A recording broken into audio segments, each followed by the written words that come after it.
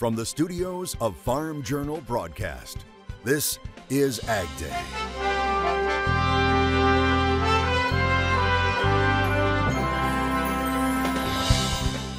More than a cooking lesson. We want people to experience different cultures, and food is a great way to introduce that. Honoring heritage through food in the country. Cases of a deadly bird flu are continuing to rise, the latest as more farms are forced to kill flocks. As war rages in Ukraine, farmers fight to get to their crops. And make no mistake about it, food is part of the equation here. And now the world is being called on to help. How U.S. farmers could soon play an important role right now on AgDay. Good morning, I'm Clinton Griffiths. Happening right now, the fallout from Russia's invasion of Ukraine is already threatening global food supplies, but now there's word that the U.S. may be stepping up to help.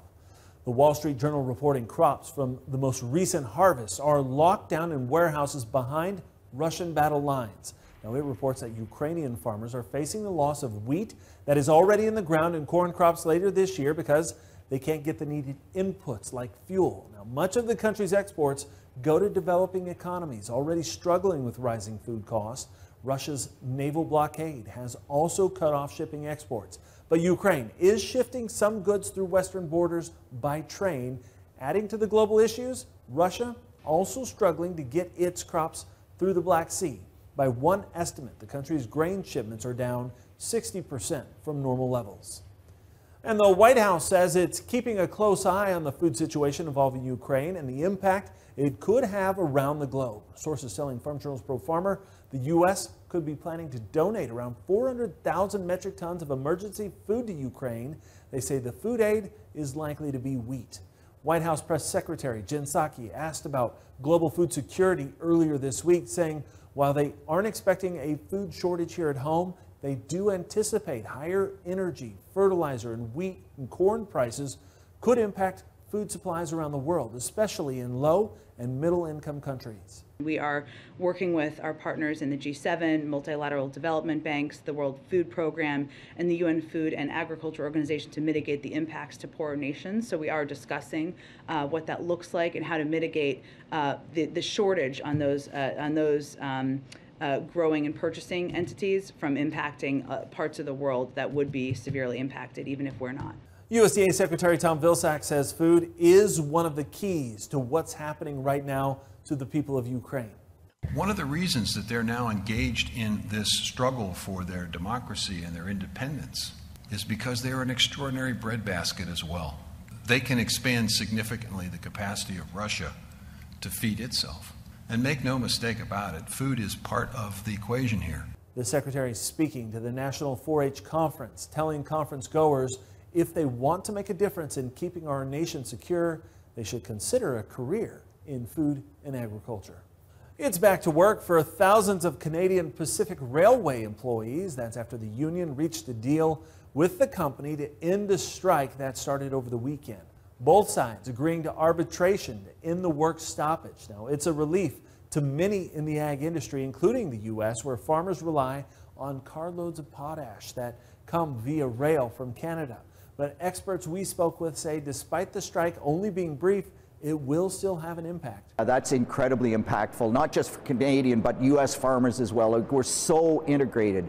And last time we had a rail strike, I think it was a 7-day rail strike or 8-day rail strike. It took 7 to 8 weeks to catch up on that backlog. So even a 2-day lockout, it puts us that little bit behind. And because of the pandemic, everything is already behind. It's going to be a struggle, but it's unbelievably important that the rail system works. We're in a situation where we just can't afford it to be down. Russian sanctions are the other issue facing eastern Canadian farmers. Johnson telling us 85 to 90% of nitrogen utilized in eastern Canada comes from Russia. And there are boats loaded with fertilizer facing issues entering Canada right now. Happening right now, a line of powerful storms continues to move across the country. You're looking at the aftermath of a possible tornado near Austin, Texas. While closer to Dallas, a tornado hit the small town of Jacksboro. Meanwhile, further west, wildfires continue to be an issue due to extremely dry conditions. It's estimated the wildfires have burned more than 100,000 acres in the past week in the state. And now that same storm system that brought tornadoes to Texas is continuing to move east as fire danger remains. Meteorologist Matt Yurosavik joins us with more. Matt. Yeah, Clinton, that's right. Still a couple areas of abnormally dry land and where we have some winds as well. And that could spark some fires out there in the west. So that's when we're dealing with this fire weather outlook. And you can see area up there in the northern plains as well as across Texas. You zoom in there, Rapid City down to North Platte. Those are the areas to watch again today. And then if we zoom farther to the south, most of the western half of Texas and parts of New Mexico in that fire danger as well. And that's because most of that rain fallen to the east. Now, if you look at the other side of the system, we've got severe storms possible, a few of them sporadic from Atlanta to Raleigh down to Jacksonville, even up into the Ohio Valley. And you can kind of see those here on our future track model that moves it east throughout the day. So a couple of strong storms possible, and then another line of storms tries to form as another low pressure system forms Thursday morning, and that could bring with it a few more stronger storms before most of the moisture will exit the East Coast as we head into the day on Friday. And some places in Texas very thankful for all that rain over the past 48 hours. Lindsay Kimbrell of Itasca, Texas, sharing this video saying this was the most rain they had had since maybe September or October. Wow, just wow. I'll have more on your forecast coming up.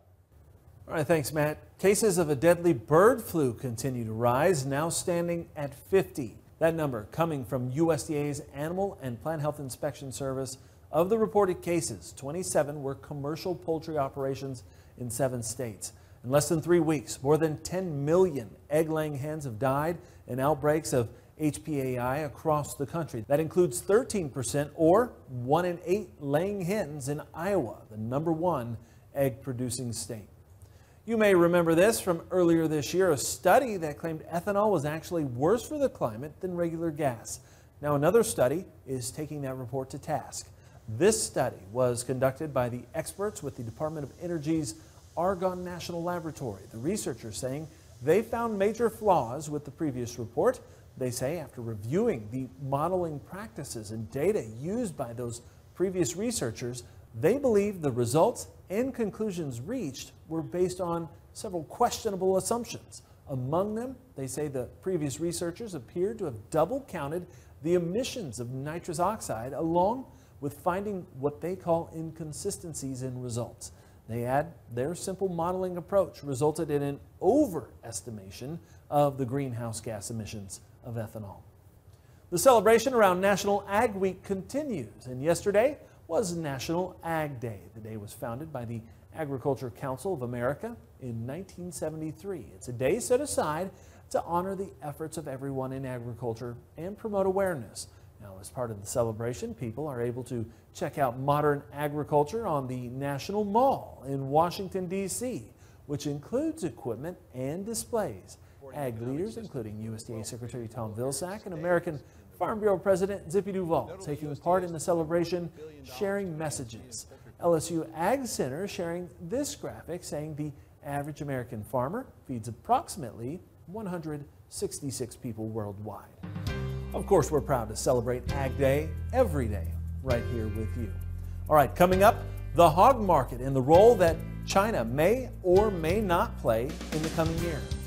And later, honoring culture and heritage through food. We head into the kitchen in the country. Ag Day is brought to you by Firestone Ag. Harvey Firestone invented the first pneumatic farm tire, forever changing what it means to farm hard. Visit firestoneag.com to learn more about this history and tire solutions for today.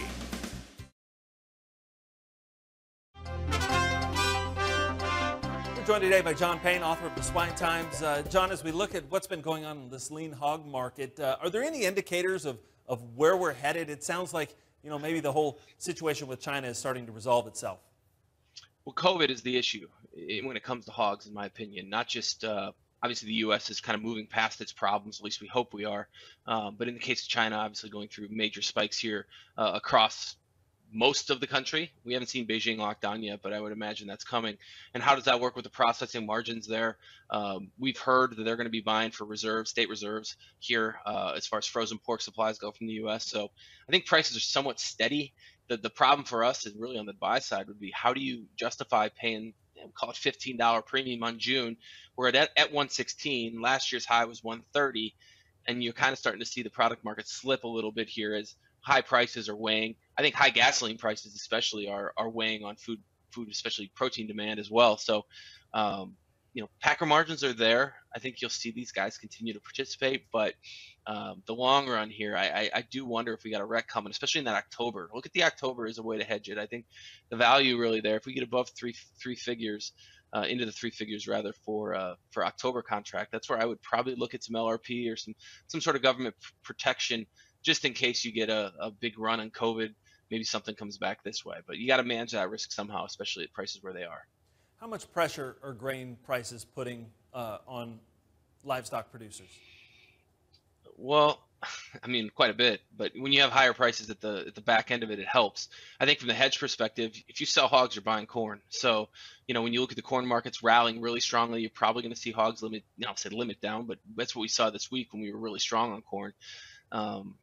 It's a difficult thing for me to try to tell folks to go out and buy physical right now. I think you have to use the curve in a way that the producers would have used the curve 2 or 3 years ago, where prices, you got to price it ahead to get the best price. Same on the buy side. You look at like September corn for this year, it's in the mid 6s. Maybe we don't get a crop. Maybe things are problematic and we're up in the 8s, but the value is in the back of the curve right now for those guys to trade, not the front. All right, John, appreciate it. Thank you so much for being here as always. Really appreciate the insights. We'll be back with more Ag Day coming up in just a minute. To find John's newsletter, This Week in Grain and Oilseeds, head over to www.thisweekingrain.com. The 2022 Bracket Busters Challenge, presented by Case IH, is underway. Who's still in the game? To find out, head to AgWeb now through April 4th to check the leaderboard.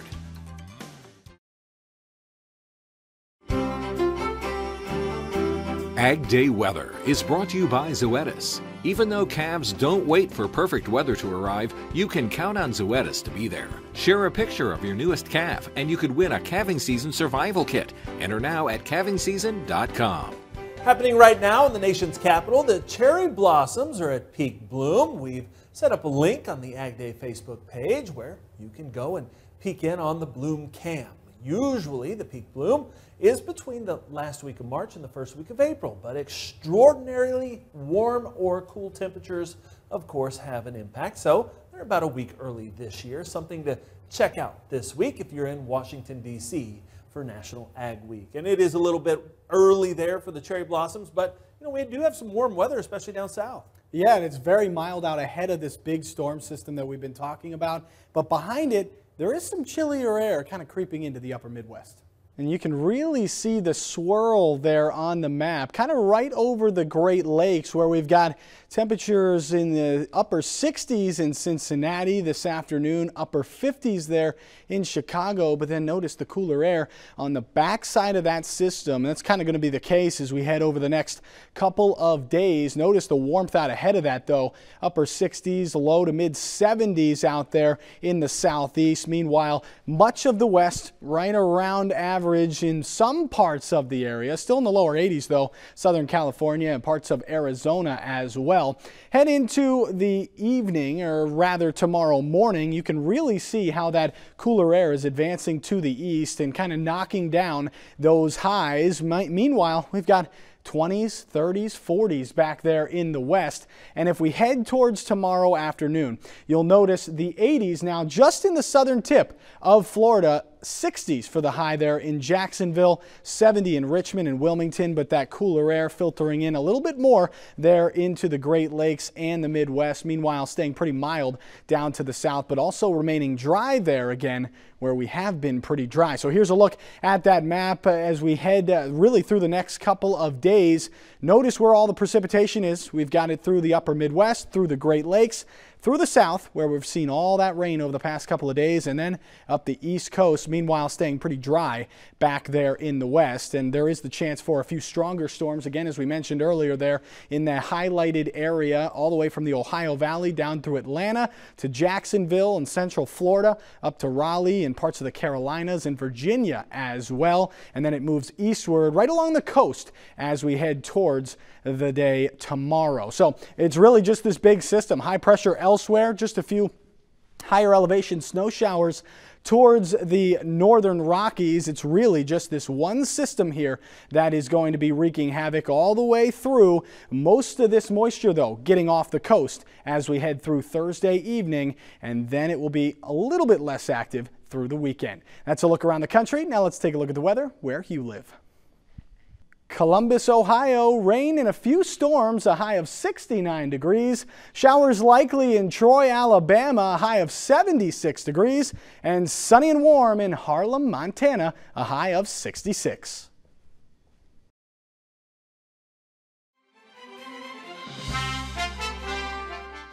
AgDay is brought to you by Authority Supreme Herbicide from FMC. Learn more at ag.fmc.com.